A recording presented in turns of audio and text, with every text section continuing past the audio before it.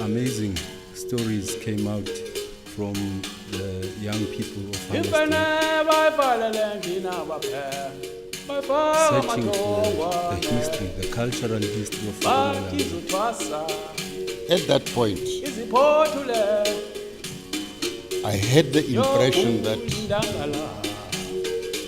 Mafika Gwala enjoyed pontificating. No. Students at university must begin to borrow from this knowledge and be part and parcel of human creativity.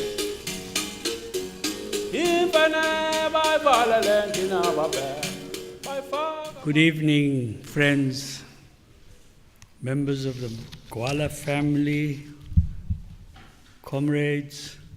It's my great pleasure to welcome you for this third annual Mafika Gwala lecture.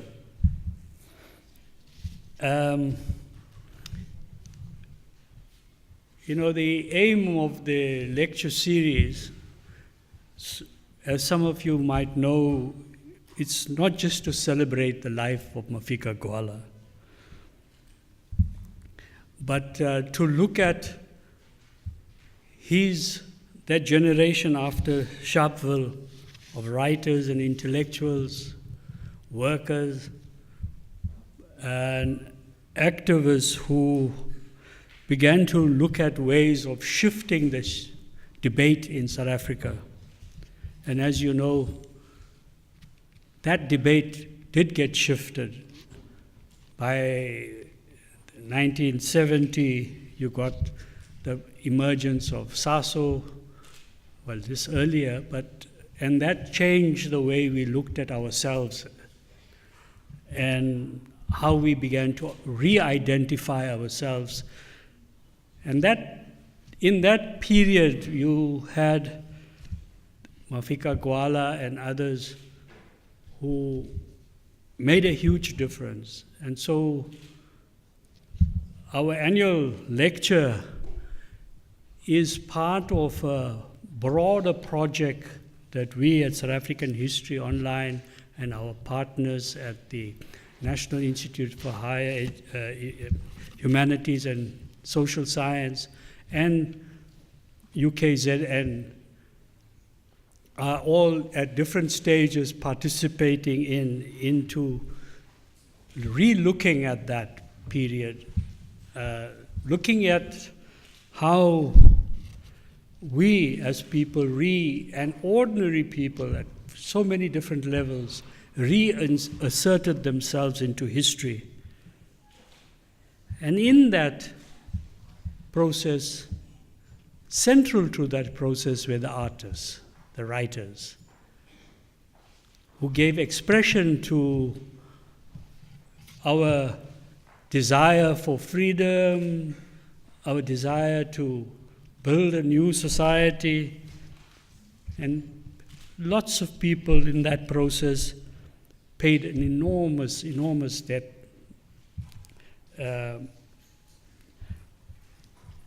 So today when we look at the work of Mafika Gwala and his contemporaries, we ask certain very fundamental questions, and you would, if you read Gwala very carefully, you would see that some of the issues that were raised then about what we now call decolonizing the curriculum, re-looking and be critical of us as people in power. He raised some of these very critical questions then in the 1970s and 80s. So I'm really want to say that we are very, very absolutely thrilled that this process, this annual event continues to take place, and I would like I will make a few more remarks in the course of the evening, but I'd like to invite Professor Stephen Mtula, the DVC and head of the College of Humanities, to come and say a few words of thanks. Thank you so much. Dr. Wali Serote, our guest speaker this evening, Mr. Omar Badsha, the director of the South African History Online SAHO, colleagues, students, learners who are gathered here this evening to be awarded, ladies and gentlemen, good evening, Sanibonani. On behalf of the Vice Chancellor of the University, Dr. Albert van Jaarsveld, and on my own behalf, and on behalf of my colleagues, the academics and other staff, I am privileged this evening to welcome you to the University of KwaZulu-Natal and the College of Humanities.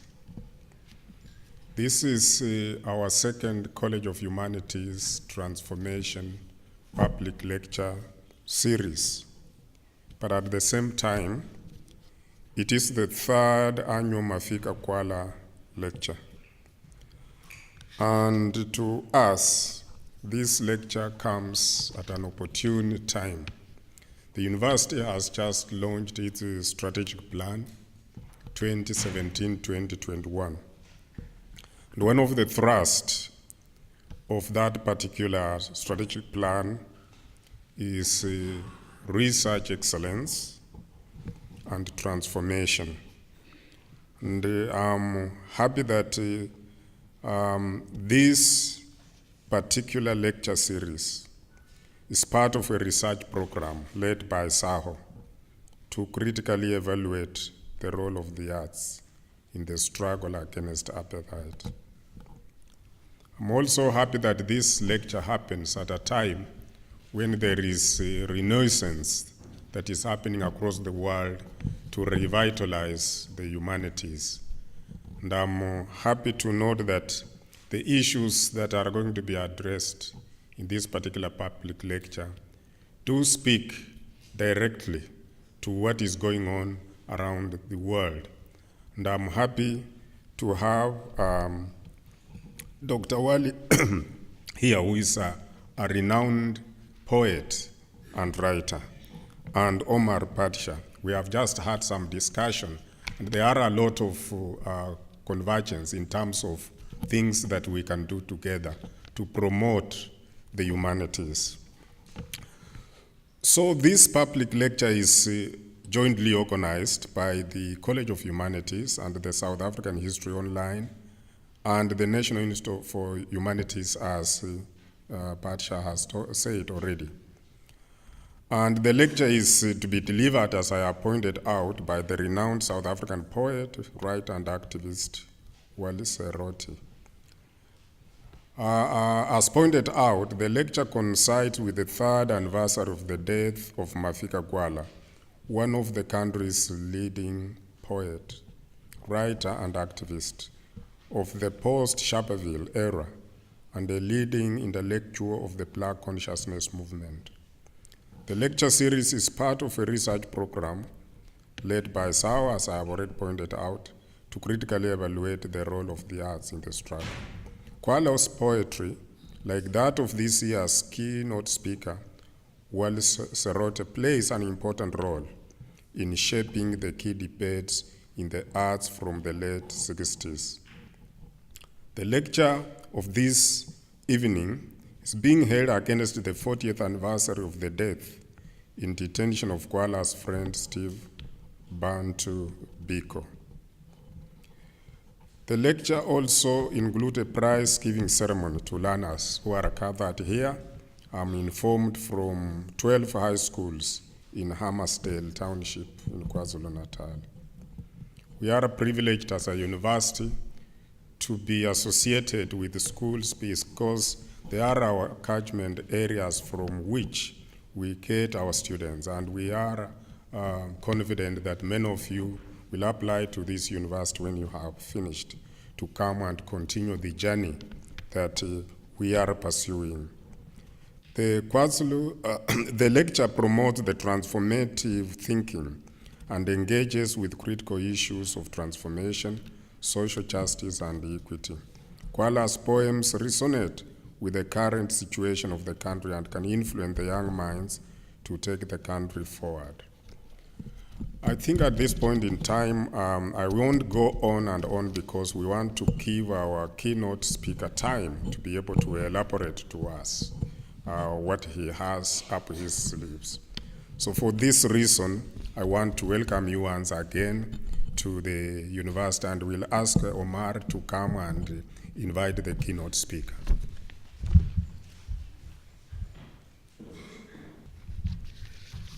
This evening we have a very, I would say, an incredibly exciting moment for us. I, over the last 2 to 3 years, have been in contact with people in this community of Hammersdale, Mpumalanga, and talking about what do we do to promote literature, writing. And so I've been chatting with a young man from Hammersdale, Siabonga Kumalo, who's been quite crucial in looking at the history and biography and the history of some of the art groups in the area.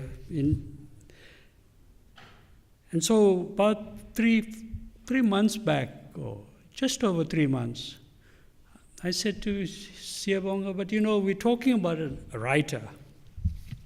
We're talking about an arts group that emerged in Mpumalanga Township in the late 60s. And there was a vibrancy then among that small group of writers, many of whom worked in the factories in Hammersdale. And I became then close to some of them. I didn't know everyone. In those days, it was very difficult for us young activists to travel from Durban to Hammersdale on just like we do now, just get into a car and go. Those days you had to get into a bus or a taxi, have some money to be able to go. But I became very close to some Mafika and Intakazo and others. And I thought to Sebonga, why don't we organize an essay writing competition? I don't like the word competition, but an essay writing project in the area, and among the school students. And he said, no, it's a great idea. Let's get on, let's do something about it. And so he began knocking at the doors, going and visiting school principals, talking to teachers. And I think there are 10 or 12 schools, high schools, they all were very much in favor of this project. And so I would like Siabonga to come forward. Where is he? Oh.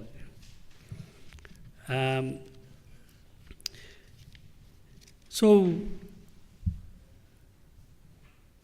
the word went out, and there was July holidays also, but nevertheless the word went out, and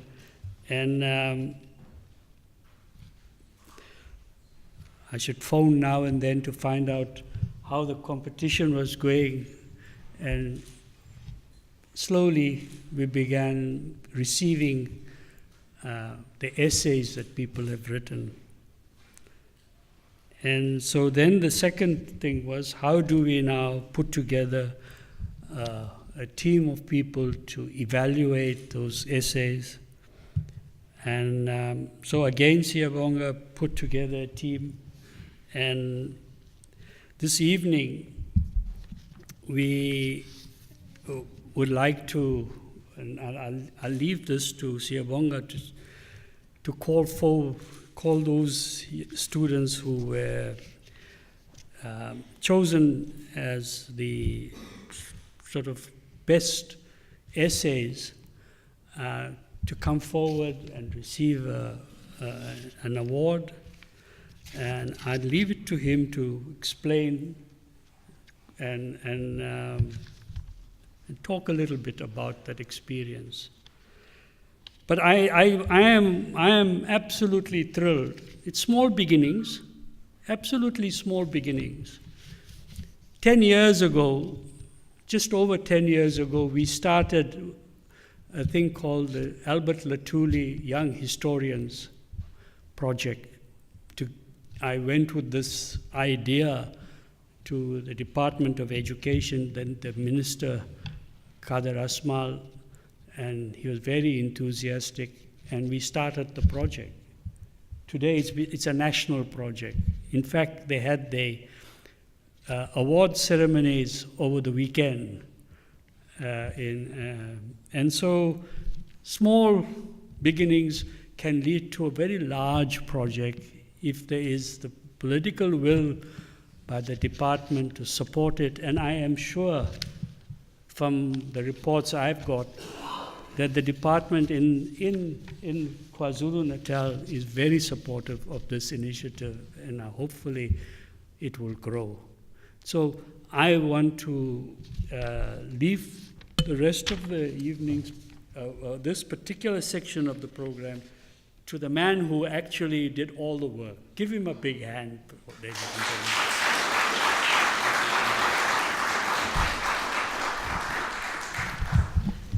Well, thank you. Thank you very much. Firstly, I would really love to appreciate this opportunity because we do come a long way with this project, and we thought sometimes it won't work, but we pulled it through.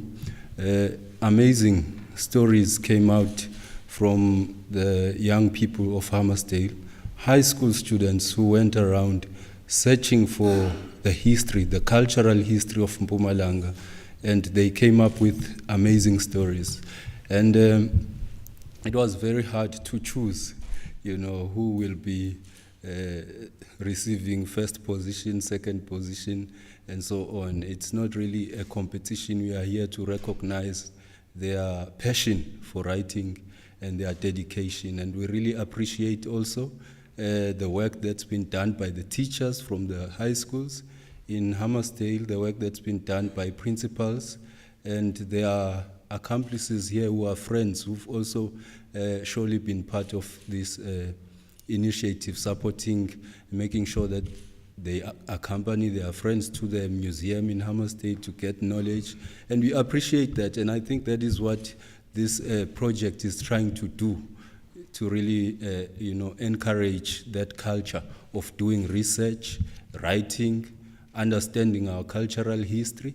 And I think it's a great event that we are recognizing these young people today. So we will be calling names. We've got 5 finalists from the high schools.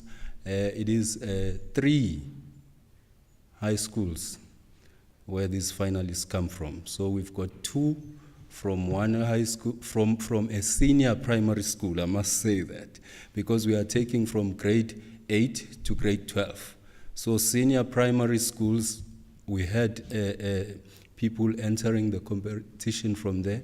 So we've got 2 people from a senior primary school, and we've got 2 people from one high school and 1 person from another high school, okay? So this will be the moment of truth. In fifth position, okay. In fifth position,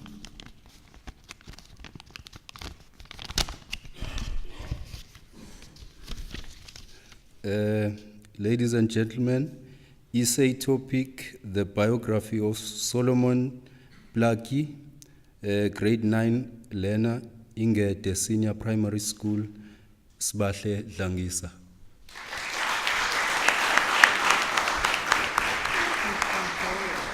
Please come forward, Sbahle.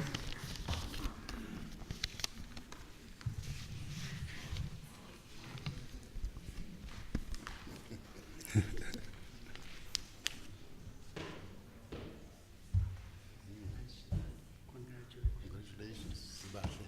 Is that? Get your certificate.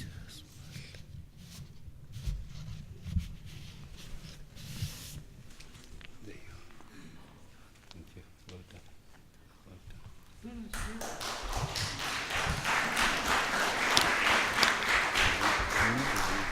Do you want to come with them, Joe? So they can take pictures. Yeah.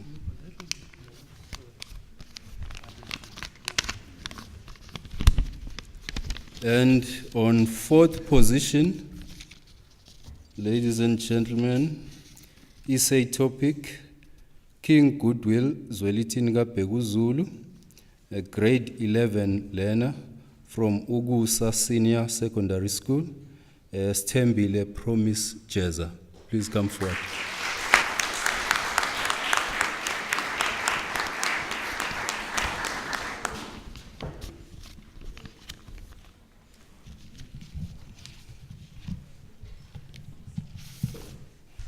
Promise you should be smiling. Congratulations.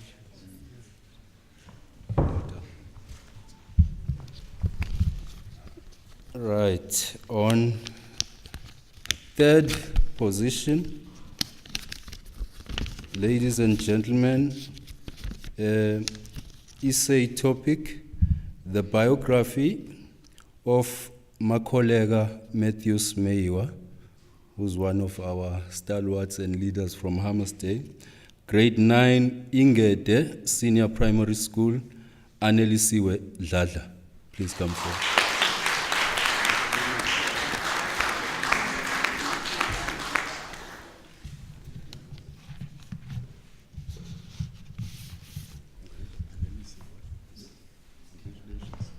Just stand there. Actually, thank you. Second position, ladies and gentlemen, essay topic entitled The Roots in Our Veins, grade 11 learner from Pezulu High School, Notando Kunene. Please come forward.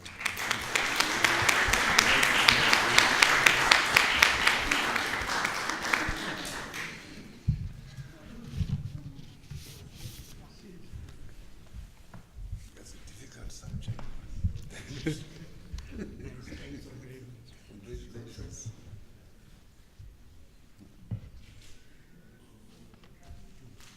Thank you. And first position,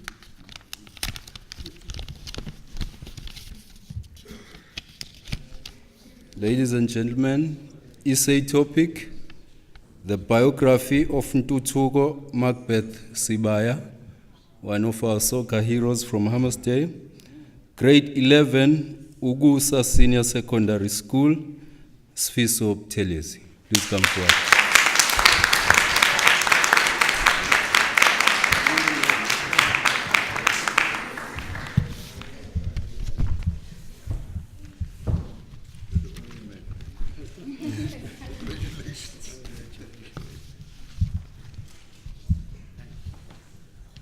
Well, to all the winners, would like to say congratulations, and we are hoping that the project goes further, as Omar hopes that we will be able to take it provincially and probably do it nationally as well.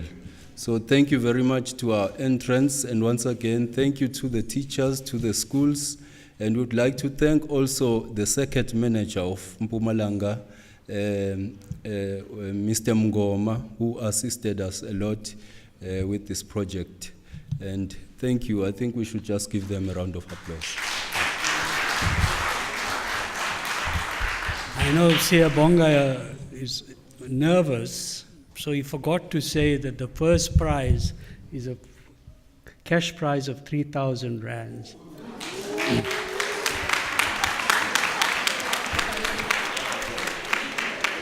And the second prize is 2,000 rands.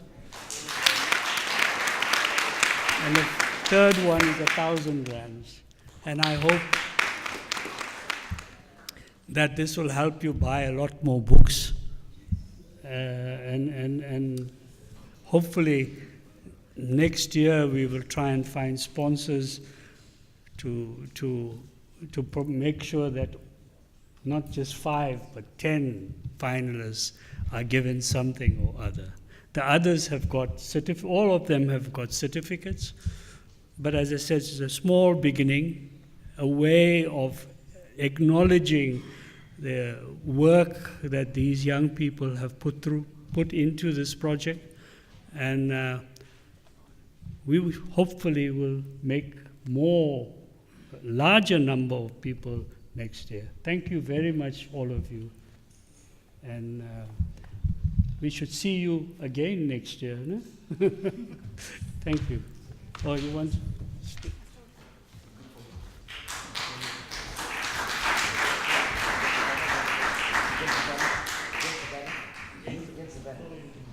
This guy's a branding, university brand.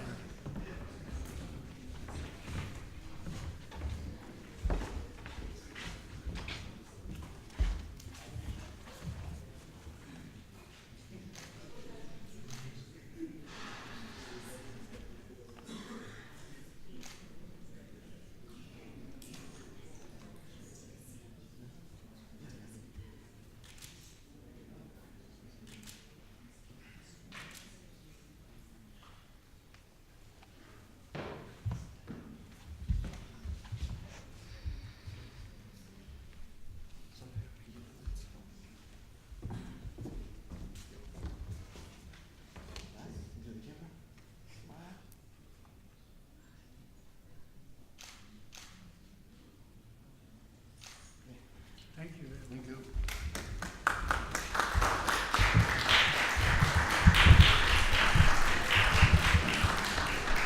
I have my friend,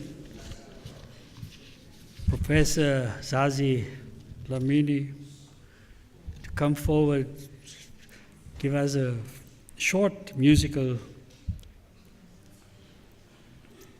event, and then we will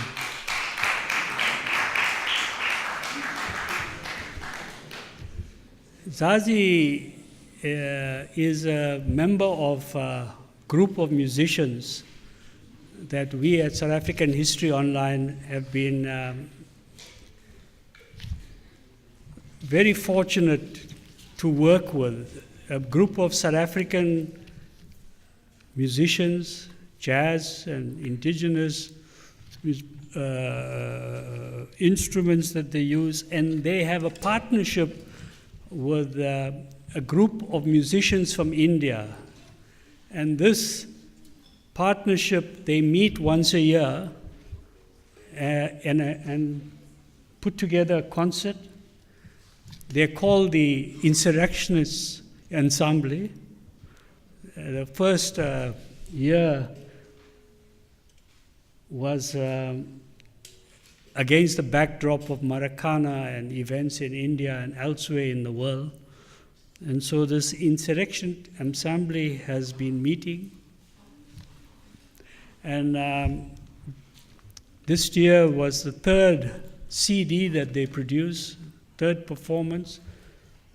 And also what's very interesting is out of that project, a very big research project has emerged about the influence of music in India and Africa and backward and forward from actually the 17th century? Earlier. Well, Ari will tell you that I'm not. Not that old, all right. But in any case, just out of this collaboration, an incredible research project with more than 30 masters I'm aware of African musicians who went to India in the 9th century. 9th century, here you are. And they still play them in Gujarat. Yeah, so this project is also something that we've been involved in, and my friend here is going to give us a short interview. Yes. Thank you. I'm going to disappoint you, I'm going to play till morning.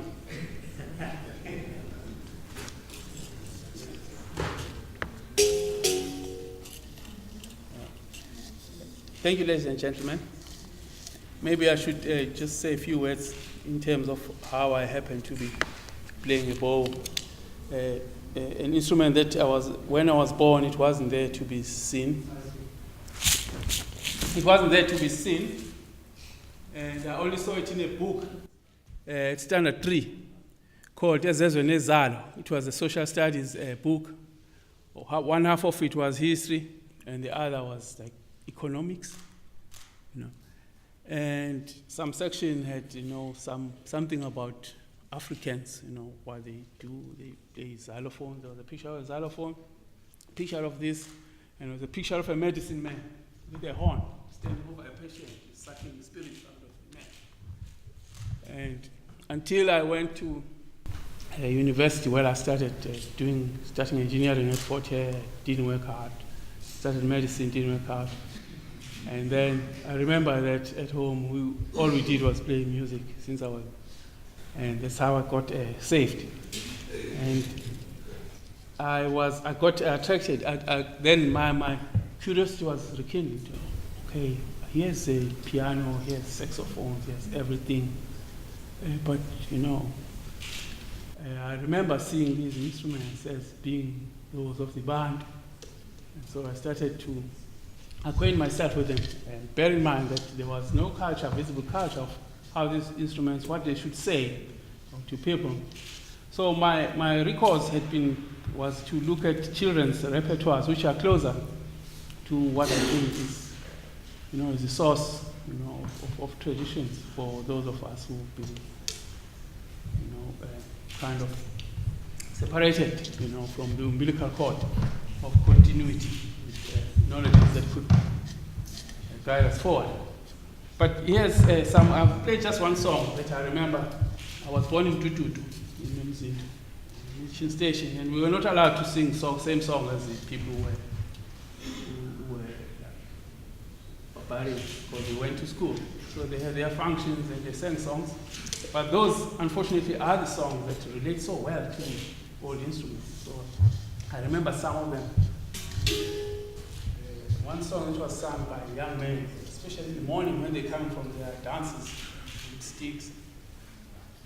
Woe unto you if they meet you coming from church, because they lay onto you with sticks. But this is one of the songs that they sang.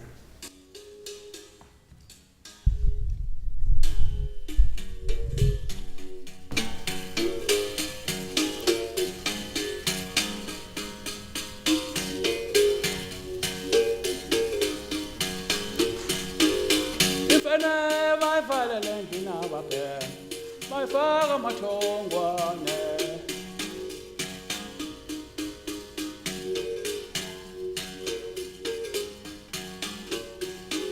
Ifene bayifalele ngina baphe Mafika mathongwane bathi izothwasa iziphothule yobulindangala yoshaya amathambo bathi yothwasa iphothule yobulindangala yoshaya amathambo imfene bayivalele ndina babe bayifaka amahlongwane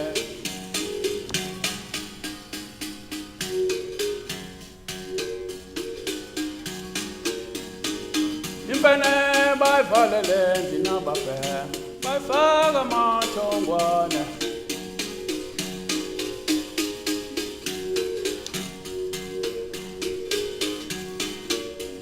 bathi yobethela imizi ifaka ikhonkwane yombamba ujikoloshe igxosha imikhovu yobethela imizi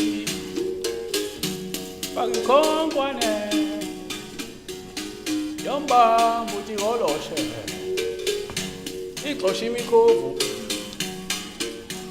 impene bayivalele ndinabafem bayifaka amathongwane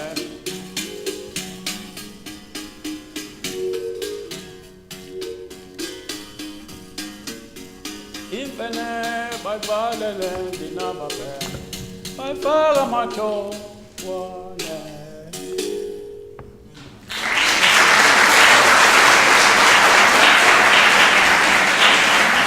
Thank you. Yabong. I'm going to play another song from the same kind of repertoire that was like couldn't sing if you went to school and your parents went to church. So they said you shouldn't even believe in such things. The one I've sung about talks about young men. Young men, there's nothing they won't do. They're like wizards, they're magicians. This song talks about how young men caught a young baboon and put it in a hut and try to initiate it into be a sangoma. So they gave it, the iklungu, baby timule, and tried to teach it how to divine. So this. What the young men, you can't really put a barrier in front of their imagination and what they. This one also is, I think it's about healing because it talks about someone who's sick and in many ways that you could try to heal them.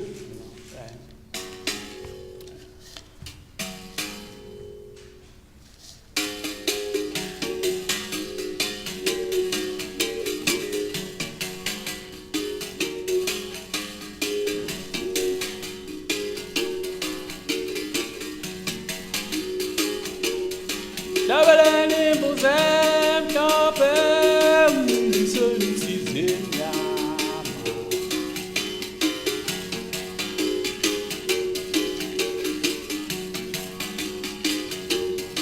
Dabeleni buzem topem nisonisizenyama Uyakula kanzima akaphilile makelashwe uyakhula lo muntu kanzima akaphilile makela mhlabeleni mbuze mhlophe ngiselitsizinya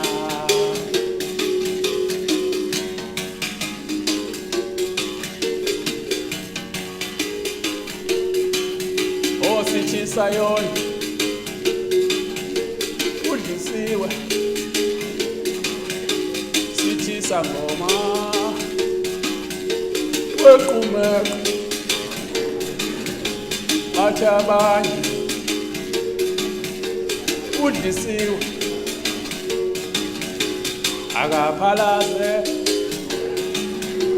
kuzophuma mhlabeleni mbuze mhlophe ngiselizinya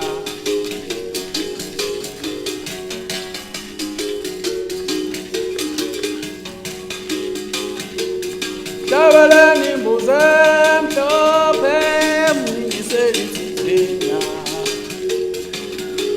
akabheme kamakhala encinde Odengezi akakhothe izihlungu akaphalaze kuzophuma mhlabeleni mhlabeleni imbuzi emhlophe ngisonisize mama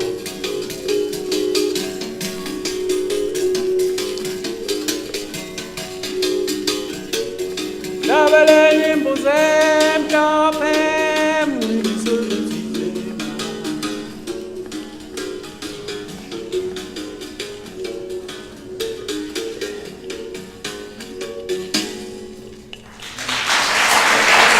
Ngiyabonga kakhulu.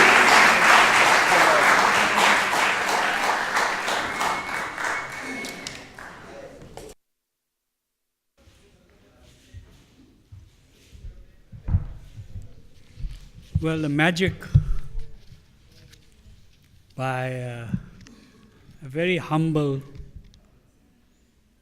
very knowledgeable singer, academic. Hopefully one of these days when you finish, some of you finish your studies, you might want to do music at this university and be enthralled by a lecturer who I know takes you back, well, takes me, and I've learned so much. I thought I knew something about local culture, but the monkeys that come out of the baboons that come out of the huts always makes me laugh and enjoy myself. Anyway, I have this great pleasure of introducing Dr. Wally Sorote. Wally and I know each other from 1966. We met in Johannesburg together with a couple of other artists, one of whom was Dumile Feni, Bill Ainsley, and he became, like Gwala, the pioneers of a whole new movement of poets and writers that shaped the Black consciousness movement in the 1980s and their work continue to inspire and enrich our culture. He, in 1969, spent a long time in detention as part of a group of people which was included Winnie Mandela. Became very close friends of Mafika during his involvement in the Black consciousness movement, went into exile, studied in America, came back to the frontline states, went for military training, and became a commander in MK, and was then stationed in one of the places that he was stationed in was Botswana. And in Botswana, he was one of the leading people in a group of artists who then were in exile, who came together and formed a cultural group. And very interestingly, it was the first in 1982, it was he and his comrades initiated the first get-together between the ANC artists or artists in exiles from the different liberation movements and artists from inside the country in Botswana at a conference which has become very famous, culture and cultural conference with exhibitions and films, music. They changed and mobilized afterwards the artists in this country who then began to play such an important role. So Wally Serote, after 1994, becomes a member of parliament, head of the Portfolio Committee on Arts and Culture. He was then deployed, let me use the word, by President Mbeki to help conceptualize a new museum, a new monument, the Freedom Park project. He saw it from the beginning, gave shape to it, and today it's one of our most important monuments in the country.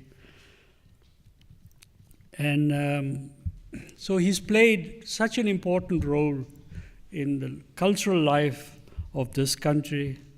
And so I, without much ado, going to ask you to go and research his life in more detail. Go onto our website, go to other websites, and you'll see that there's reams and reams of stuff written about him and his work. And Comrade Wally, please, to you.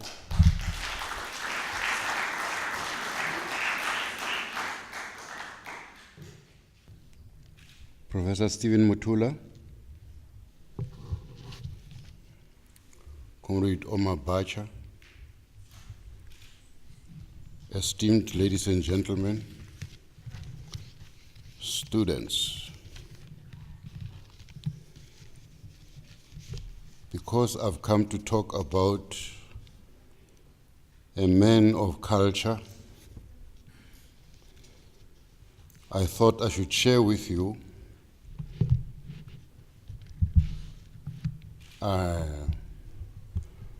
one of the most important heritages of our country, which I only came to know about maybe 10, 12 years ago.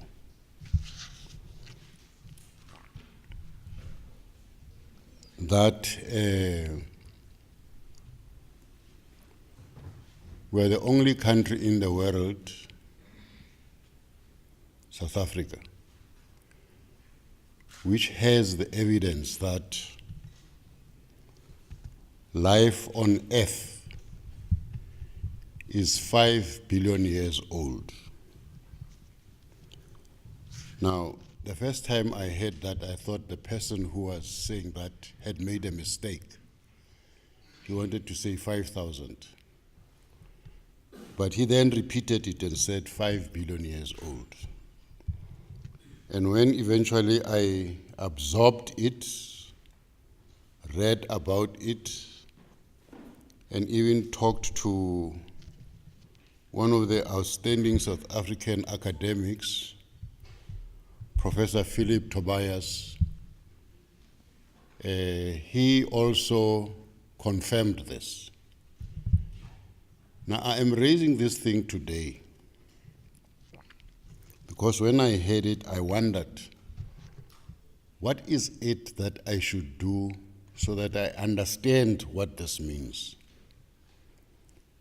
But also, if I understand what it means, what must this mean to me intellectually and spiritually?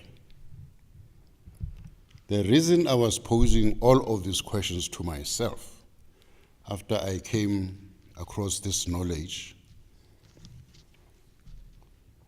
was because I understood that we come as black people. By that meaning Africans, Indians, colors. We come from a long, long history of oppression,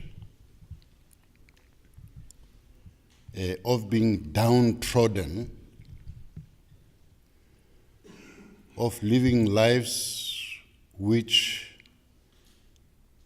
were not expected to be human, of living lives which everything was done to shape it such that it becomes a beast of labor for other people. So I'm sharing this with you to say, if at any time in your life as you go on, this memory visits you, that you come from this background of being oppressed, of having been denied to be human, borrow from this knowledge. Borrow from this knowledge which says, here where you were born,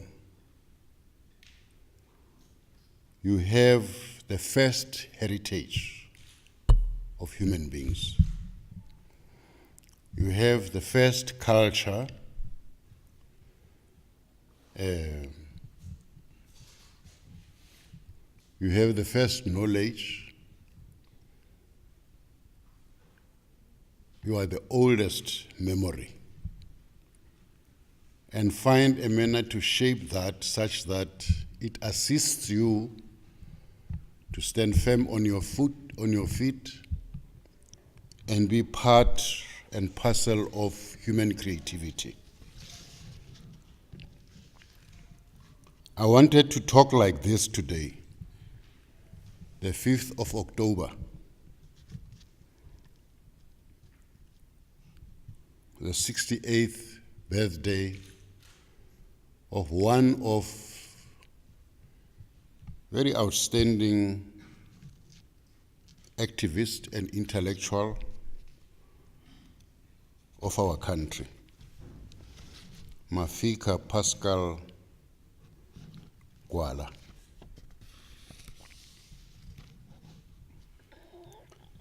And I want to share another story with you which is very scanty in terms of people knowing about it.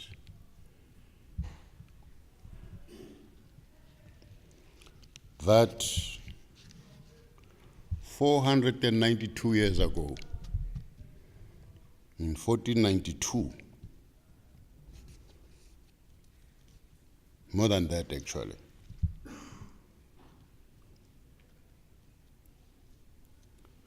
when the Portuguese tried to land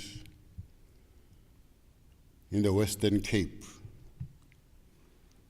they were met with a fierce battle by the Khoisan, who had trained cattle to become artillery. And they hid behind the cattle with bows and arrows and knobkerries and spears.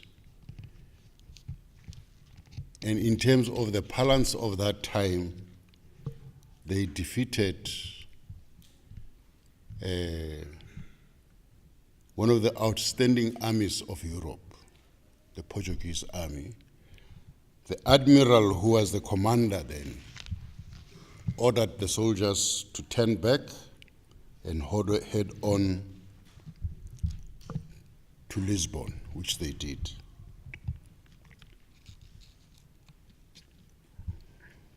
Again, I'm sharing this with you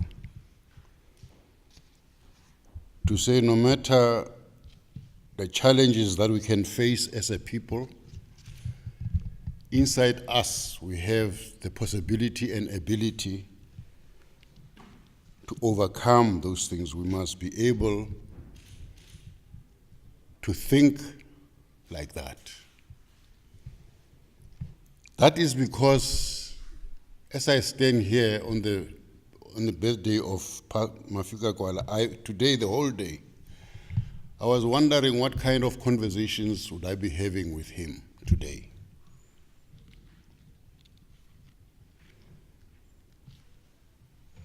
Our country today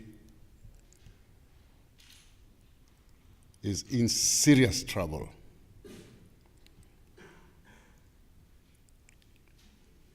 it suffers from an epidemic crisis, spiraling crisis day by day.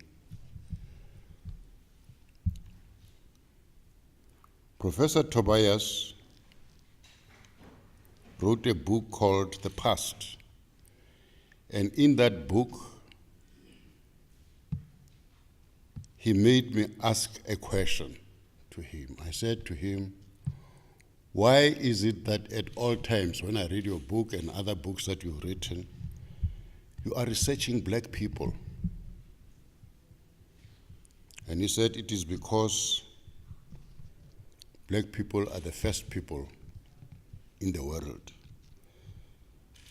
And because they were the first, there is abundant knowledge that they carry, which the world must know, understand, and utilize. So today I'd be having that conversation with Mafika. I'll be saying to him, Mafika, tell me, if it is true that we have this knowledge, and if it is true that we come from this long, long heritage, why are we where we are today? And I isolate Mafika Gwala for a specific reason.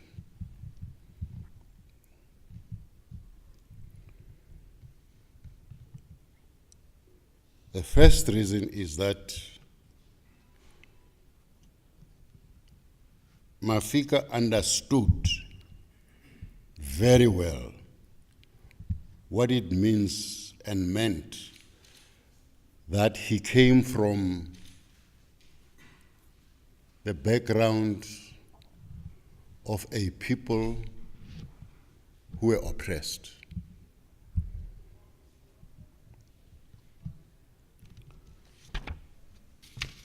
He did not stop there. He also asked a very important question. If I know that I come from a people who are so oppressed, but who also are so exploited, what must I do?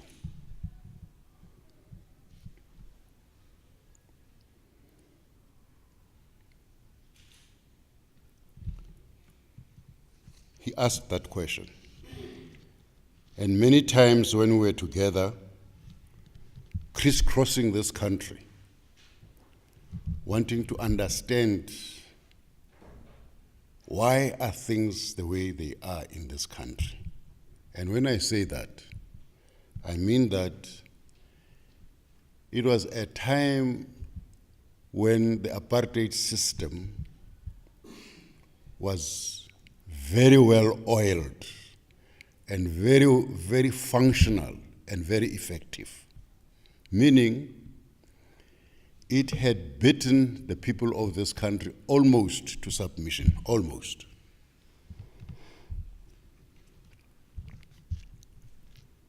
We crisscrossed the country, and we came to understand. And one of the things that I think we did, but Mafika was far ahead of us, was then we tried to characterize what the problem is, so that in having characterized the problem, we can then diagnose it to understand it, and we can then find what must we do.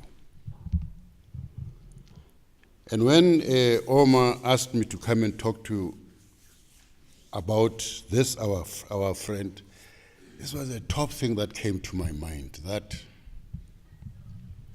in those early days, 68, 69, we were very raw, coming out of an oppressed nation, very angry. We could have done anything. Mafika was one among us who characterized the problem such that we must also find a correct solution to it. He said, this oppression, this racism is a means towards exploitation. This oppression, this racism is a means towards exploitation of the masses of black people. So, this was the main problem. This was a problem that we had to find a way to understand by asking a question: if it is so, what must be done?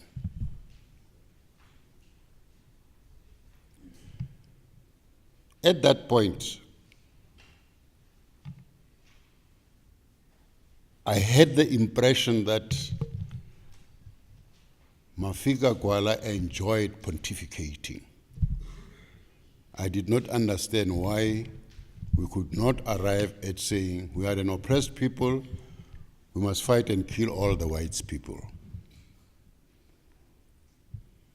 I did not understand why we should talk about oppression, racism, and exploitation.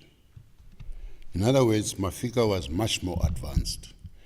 And I remember many times, and I'm sure Comrade Oma also will remember, hot debates between Mafika and Steve Biko on these issues.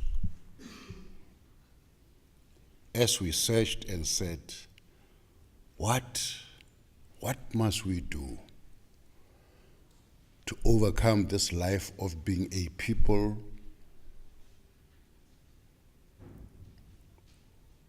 who are supposed to live in the pits while other people live in the world? What must we do? We knew that it was unacceptable, that condition. It angered us. It made us read as if it was the end of the world. We talked and talked and talked, sunrise, sunset, evening, following morning, discussing.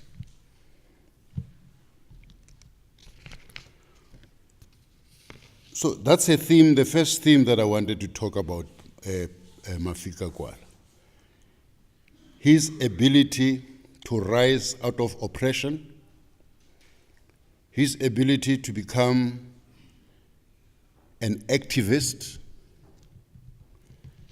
his ability to become an intellectual. And I define being an intellectual very different from how I have heard it being defined. I defined being an intellectual to mean that it is a process of continuous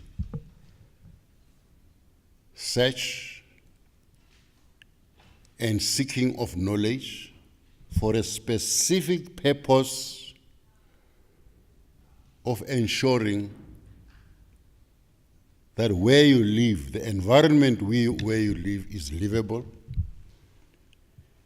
and you who live in that environment, a livable environment, you live a life of quality. In other words, I define it that way because I find that the short life that we have has to consistently and continuously contradict with the oppression that we were told belongs to us. So we must contradict that consistently. So I cannot be any other type of intellectual other than that. To consistently find a manner to create an environment which is livable, but which also contributes to me quality of life. That's the height of who I am.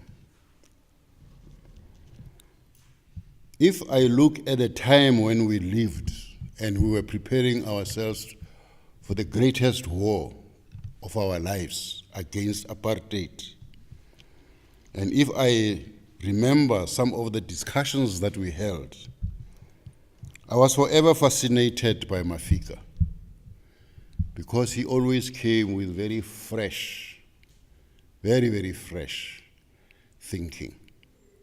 Sometimes we heard him, sometimes we did not hear him. This outstanding intellectual. This man who comes from Verulam, he was born in Verulam in 1949. Verulam, which did not know segregation because AmaZulu and the Indians lived together. And that is why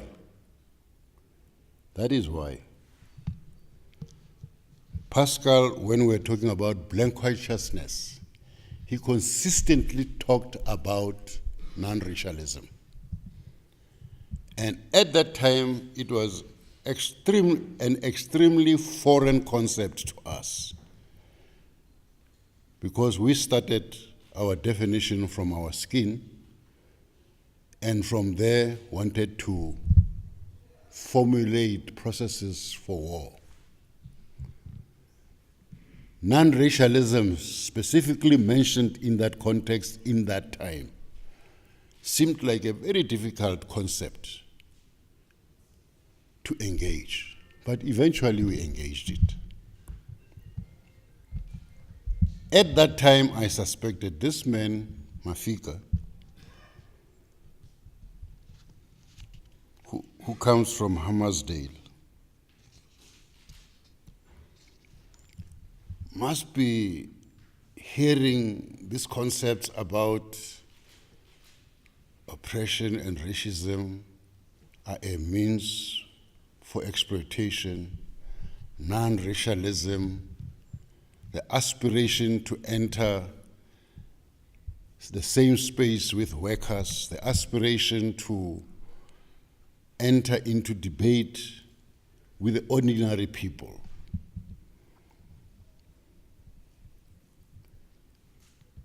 Now, when I look at Mafika, I say at that time, Mafika was aspiring to become a revolutionary. We were trailing, some of us were trailing behind him. It was good that Mafika became a teacher, became a lecturer, worked in the factory floor, was an activist,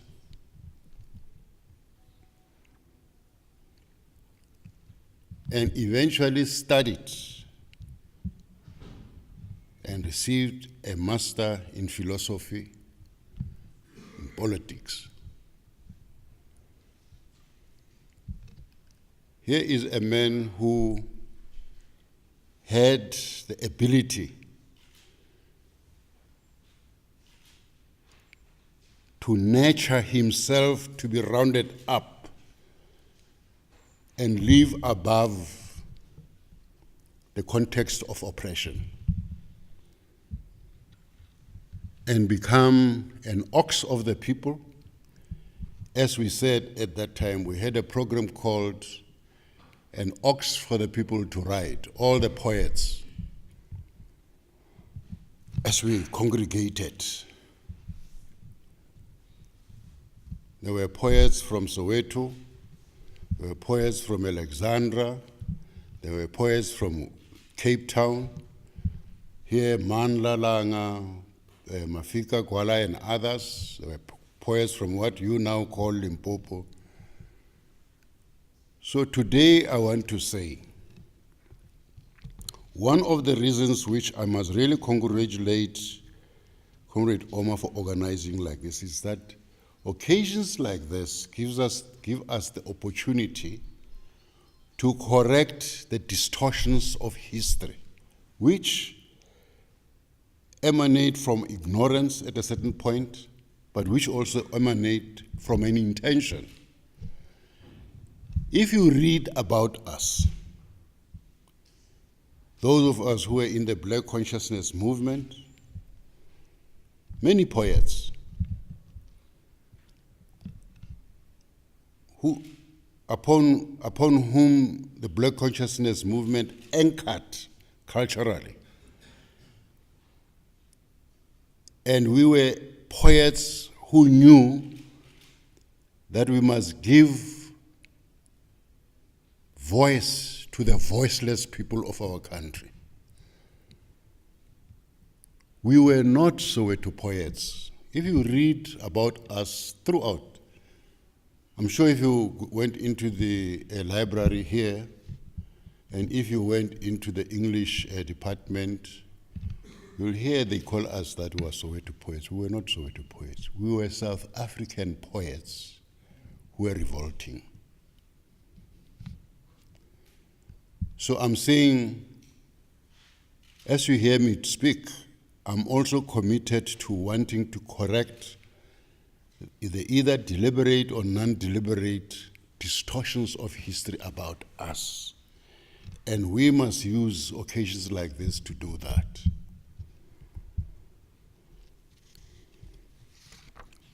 Mafika cannot speak for himself now.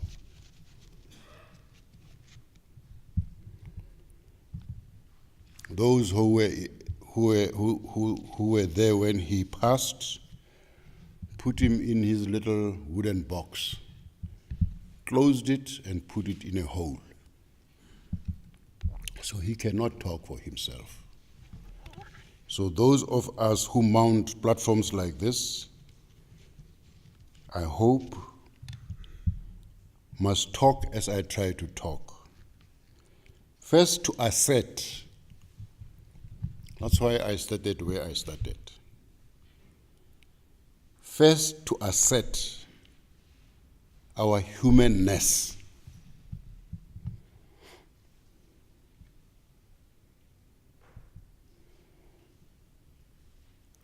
Borrowing from an understanding that the longest history comes from here, the longest heritage comes from here, the longest culture comes from here. And when the musician stopped here with indigenous instruments and played them and sang the songs that he sang, he was asserting our being, where we come from, who we are, how we interpreted the world. Because if you listened to the song, it has a lot of humor. His songs have humor. But if you listen further to that humor speaks about a people who have this heritage that I talk about.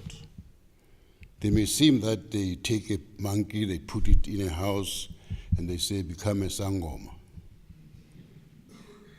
And we say, but what does that mean, you know? Please fathom that and understand it. But the point I'm making is that we should note that the instruments, the song, are indigenous to the people of this country. If they are indigenous to the people of this country, they are talking about you and I, not about any other people. But eventually also they talk about human nature, human activity, the things that human beings do, which, of course, would interest us in that time and must interest you in this time. Who are these people?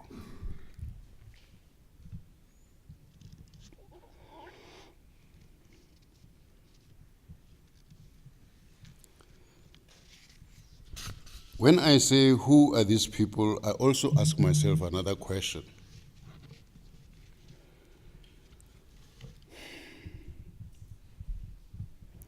I was speaking about Mafika as coming from an oppressed people. I shifted from there and I started to talk about Mafika as an intellectual activist, a poet who is an activist, a man in search of knowledge for the purpose of self-improvement, improvement of his people, improvement of his country. On hindsight, when I was sitting thinking through the challenge which this university and South African History Online gave me to try and reflect back on that life that we lived. We were young, by the way. We were very young when we did that. Don't see these white beards. I didn't have these white beards then. We were very, very young. But what was very important about us at that point was that somewhere in us we understood that even as we were pioneers of that time, there were other pioneers before us. And therefore, with time, as things became much difficult, challenging, we began to seek other routes to find who we are. And we discovered that organizations which were fighting for the people of this country had been banned. The ANC, the PAC, Unity Movement, they had been banned. And I remember cross-nighting Mafika, Steve, many other people here in Umlazi, and planning how must we begin to link with those organizations. And at that point, we were very general. We wanted as a Black Consciousness movement to link to the ANC, to look to the PAC and other movements which were there. That need arose out of us understanding that the situation was becoming dire. We were fighting a system which had all kinds of paraphernalia to make war, and we only had our hands. So the next discussion and debate that began to ensue, especially towards 74, 75, was how are we going to fight? Because it was obvious. We would have to fight to dislodge. At that time, if you asked us, I'm sure we'd have said the Boers. I'm sure. Or the system. So you can see there was the Boers, there was a system. In other words, there was also contradiction among us. If you say Boer, you see people. If you say system, it's a very abstract thing, which we then have to find a manner to sit down and understand what it is and plan for it. But we had very quickly arrived at a point where we said it is necessary for us to pick up arms and fight. And the first step that we took at that time is that some of us had to leave the country to go and find where those movements were. I was not one of the people who had to leave. Mafika, I don't think he was going to leave, but other people left. Around this time, some of us also began to disappear. And when I was reflecting on that movement, about that time, I realized that 3 strands of the Black consciousness movement emerged. There was this part which said we must link with the old liberation movements. We must find training, military training. We must pick up arms, and we must fight. But we did not know how to do that. But there was consistency and focus on that. There was another part which said we will do that on our own. We'll also find arms on our own. And of course, there was also the last part of people who began to fall off from the movement, fatigued by fighting. That is the time when things began to change. And it is the time also when I left also, and many of us left.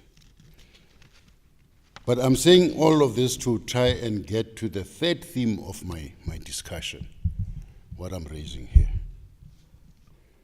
I said, out of these 3 strands which began to shape up, and I'm doing this on hindsight now. I'm looking back and I can see how things happen. And I don't think I'm very far from the actual thing, because I can point those who did not make contact with the liberation movements. I can point them now. I can say these are the people. I can point those who made the connections. I can point those who became completely demoralized.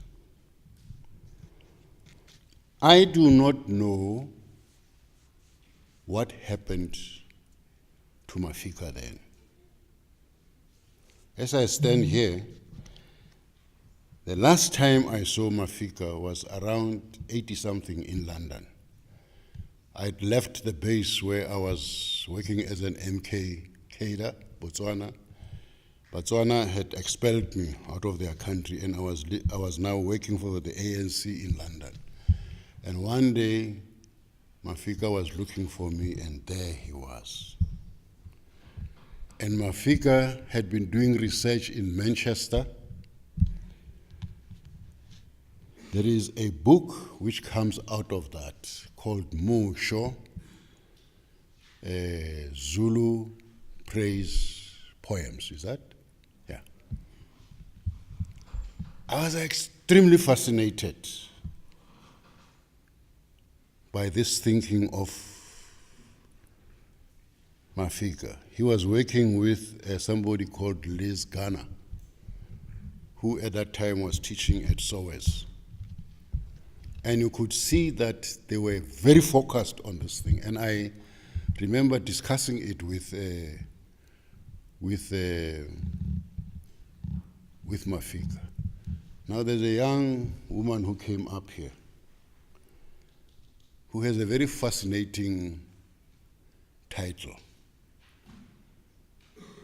Something about roots. Where is that young lady? I think it's that one there. What's the title? I can't hear. Can somebody hear what she's saying? Shout like you're calling your friend. The roots in our veins. What? The roots in our veins. The roots in our veins. I thought, how can such a young student, you got what, second prize? Eh? It's a very difficult subject, that. But that subject that you did about the roots, is what Mafika Gwala was doing when he was researching that book called Musho. Because in that book, you will find the treasures of what being a Zulu means. What being UmuZulu, what that means. And you'll find the depth of wisdom emanating from observation of our people of nature, observation of people, human interaction, human relations. You will find deep understanding of the animal kingdom. You will find deep research about the relationship of human beings, belief, and the higher powers. You'll find all of that in this book. So I was very fascinated by this intellectual.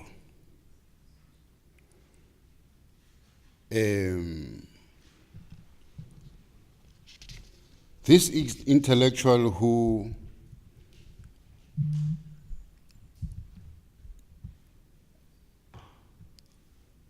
had known no boundaries in terms of wanting to become an intellectual. Everything mattered. And at that time, before I met him, if you asked us, I'm sure, what that meant to seek to improve ourselves intellectually, it would be borrowed ideas from other people.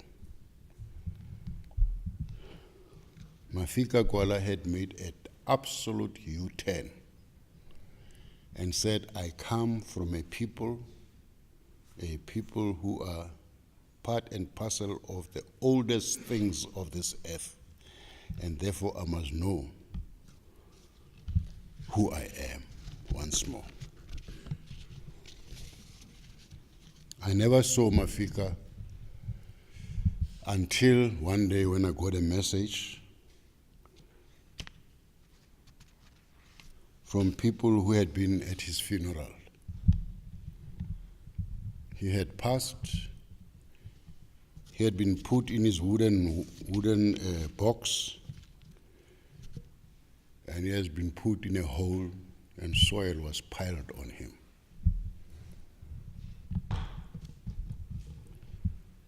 But one of the points that I want to make here is that there was a moment when Mafika disappeared. But Omar, of course, had contact with him throughout. He disappeared from me. So I understand that there is disappearing and disappearing and disappearing and disappearing. He hadn't also disappeared from me, because now and then I would do what I'm doing now. I would refer to his work. I would talk about his work or write about his work. So he hadn't disappeared, but he had also disappeared.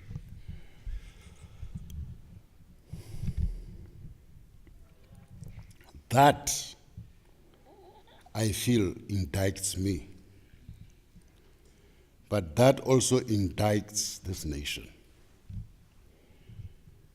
Because when I say there is disappearing and disappearing and disappearing, I learned that from knowing that there are many, many, many people who made the many, many disappearances.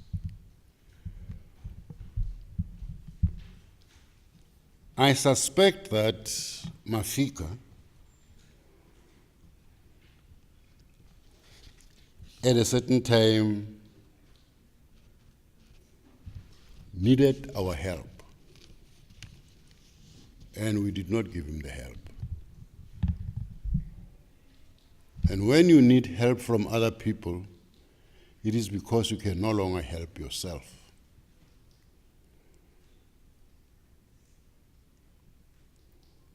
Now here was this outstanding man helpless in his corner, alone. I read somewhere that he died in his bed or in his sleep, something like that. That's when you die alone. So, in this third theme, I want to explore because I know many, many other people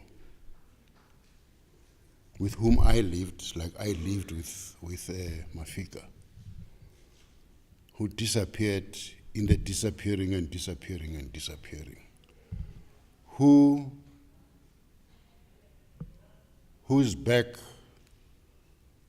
was against the wall, in their corner alone, who needed our help.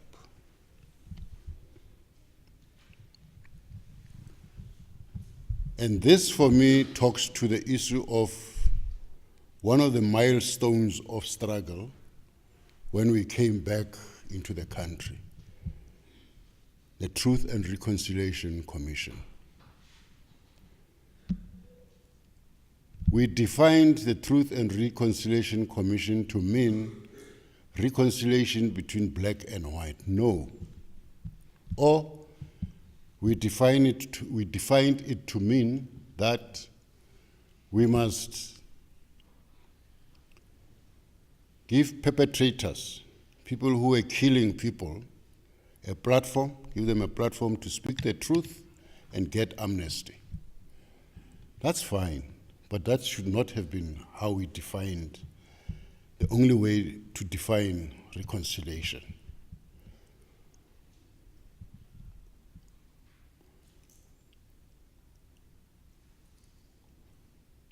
I said in Verulam, Amazulu and Indians lived together. But in 1949, when Mafika was being born, there was the biggest blood smudge emanating from how Amazulu and Indians looked at each other and what they did to each other. And it's a blot on our history. That should also have been an issue of the Truth and Reconciliation, so that we reconcile ourselves and say we did live together in Verulam. But also if you read Steve's report about after he traveled around the country establishing the South African Student Organization, you find that those universities were tribal universities. There had been a manipulation to ensure that tribes emerge, because we had done away with tribes, but tribes were emerging. And out of that, blood has been spilled. When we said Truth and Reconciliation Commission, we did not think about this.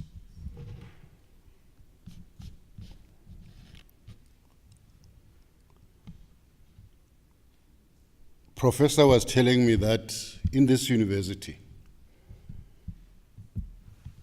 there is an attempt to fathom the problem between men and women, because there is violence against women. Didn't start now. We knew about it then when we were setting up the Truth and Reconciliation Commission.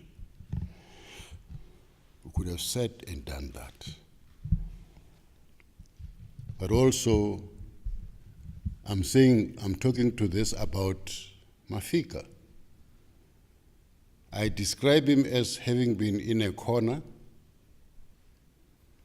with his back against the wall, alone, needing help. And I'm saying he was not alone. There are hundreds of people like that in this country. We did not put that on the agenda of the Truth and Reconciliation Commission. But that does not mean we cannot. It is for us to find a manner to seek a way to put it on the national agenda again. To close, you will see that I'm sure many people, when they come to talk about Mafika, they will recite his poetry. I didn't. And I deliberately chose not to, because I deliberately chose 3 themes, which when I sat with myself and said, if I were to be fair to Mafika, what should I do? The whole world knows Mafika as a poet. Thank you very much, Mafika. And thank you to those people who recognize him objectively and truly. But Mafika was also much more than that. And that's what I wanted to share with you, and I hope I did. Thank you very much.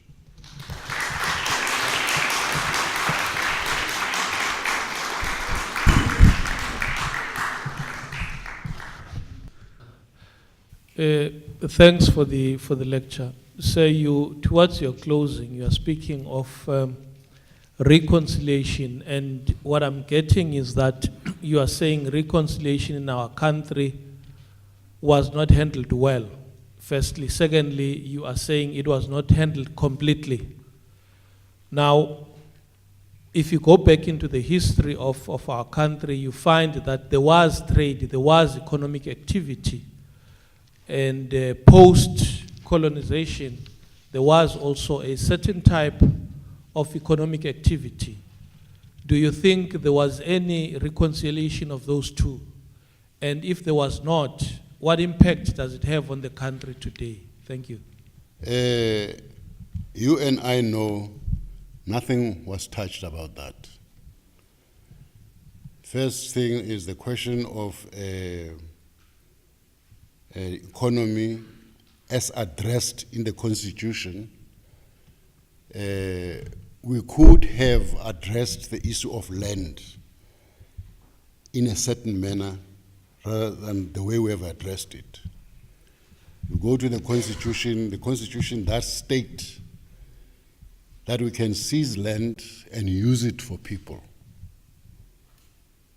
There's a section in the Constitution, I'm using a different word when I say seize, but land can be acquired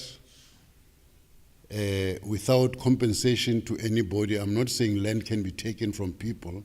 In other words, there is a lot of land in the country which can be utilized so that more and more people move away from squatter areas, from townships, and so on. We have not done that.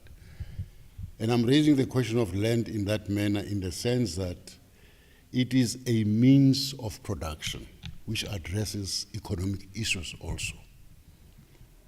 And of course, there is the material economy that we should talk about. I was saying earlier on that oppression and racism are a means towards exploitation. And if you want to address the question of the economy, you must address what is it that needs to happen in a nation so that there is no exploitation of human beings by other human beings. So that, I agree with you, we should have put on the agenda of the Truth and Reconciliation Commission, but we did not. And I think students at university must begin to commit and say, we're going to study that, we're going to do our masters, our doctorates on this, and find the answers, so that you become an intellectual, not who does not only end as an academic, but who goes beyond being an academic and becomes what I defined as an intellectual. I hope I've answered your question. If I haven't, let's go outside and talk. I'm not saying let's go and fight. I'm not saying that. I'm not saying that. Okay. Thank you. I have a question, and it's about Mafika Gwala, if I may call him that. So, you said that he died alone, right? And in activist spaces, there's a lot of arrogance with regards to we're making everyone become like us, one. Number two, when it comes to intellectuality, furthering ourselves with knowledge nowadays, there's a lot of conflict with that in culture. If you look at how all things that come with intellectuality, like democracy and stuff, and it's a Western education, there's conflict with culture. And number 3, there's something that a friend of mine usually says, that never be too far ahead from society, right? So now my question is there such thing as being too far ahead from society so much that you self-sabotage? That's the first part of the question. And number 2, how do you reconcile being grounded and being intellectual and pursuing moving forward? And number 3, is culture fluid or not? How fluid is culture? Yeah. How fluid?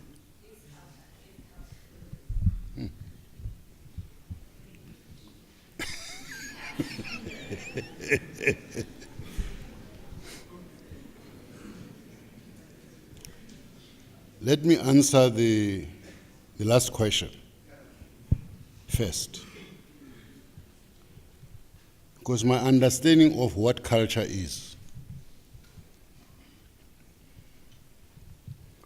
that culture is the fruit of history. As we make history, that history will eventually inform our culture. That is because we can never ever reverse history. So when we are faced with history, we will take from it as a fruit now, as a fruit of moving forward. And we will discard what you cannot use. That is the relationship between culture and history, in my understanding. And therefore, because of that, I do regard it as being very fluid. The second part of culture is that culture in its own right also determines history. I'm giving you homework now. Culture in its own right determines history. So you find that many times there is a dialectical relationship between history and culture at all times, as if in contradiction, but in actuality complementing but also contradicting each other. That motion must be fluid. The day it stops, it will only stop because there are no human beings. The fluidity is one of the definitions of culture itself. I hope you can hear that you touched a very favorite subject with me. Now let's move. I started backwards, I'm going that way. Indeed, the reconciliation is needed. But again, knowledge itself, the creation of knowledge, must emanate from our ability to interact with our environment. That's where we derive our knowledge. If you look at it now, we are in the era where knowledge has become commodity. And if you follow up as to where does that knowledge emanate from, it emanates from, especially if you look at it in terms of the West. The sun of the West is setting precisely because they can no longer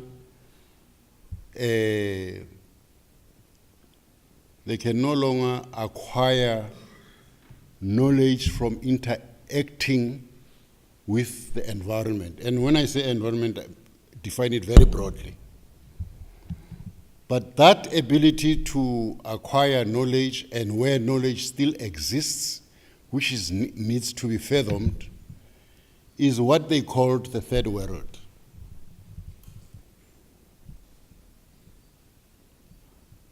Am I close to talking to you? Yeah. So no, let's go further from there.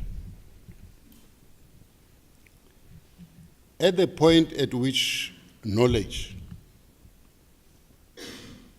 is not only a commodity, but it's a means towards what I was saying earlier on, because it is intellectuals who are going to enter into engagement of knowledge and knowledge creation. At that point, when knowledge is not a commodity, but it is meant to contribute towards improvement of environments, improvements of understanding, of further deeply understanding nature itself, the universe itself, for clearly defined reasons.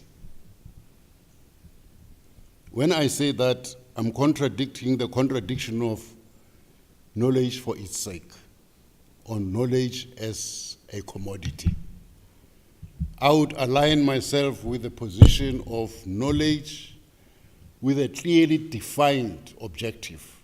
And that objective must necessarily be, again, what I said earlier on, to contribute to a clear environment in which we must live and to contribute towards quality of life. Not only life of human beings, but life in its variety, in its different forms.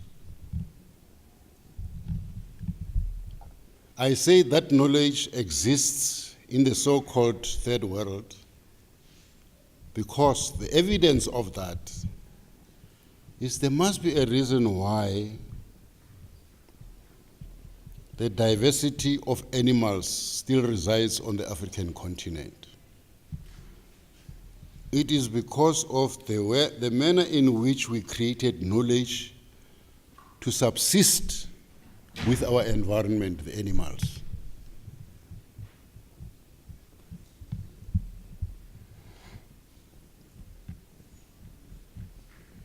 As a poet,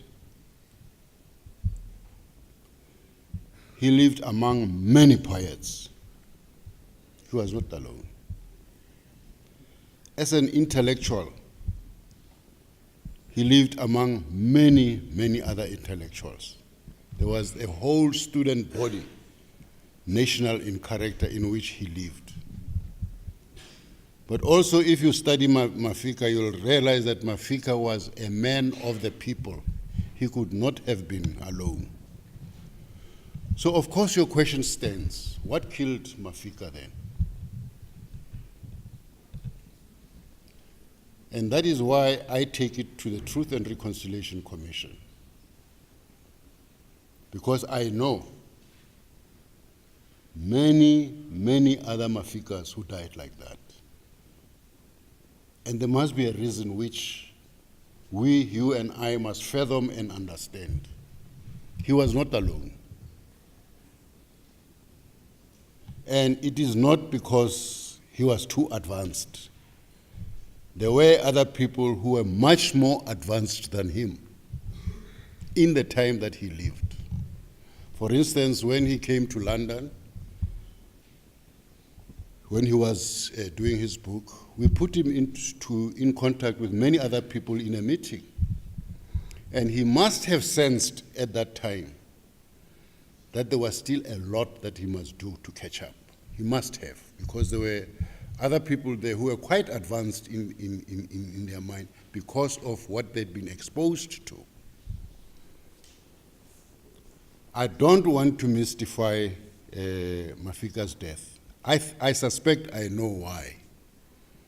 He became lonely, alone, cornered, needed help, didn't find it. I suspect I know why. But because it's something that I cannot prove, there is no point in my pronouncing it.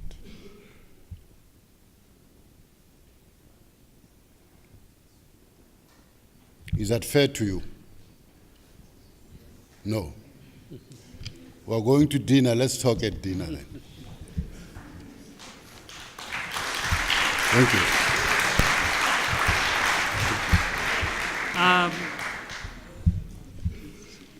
I need to, a small gesture to give a little gift to our comrade here for taking time off from his very busy schedule. And thank you very much Thank you. Thank you. for this incredible evening.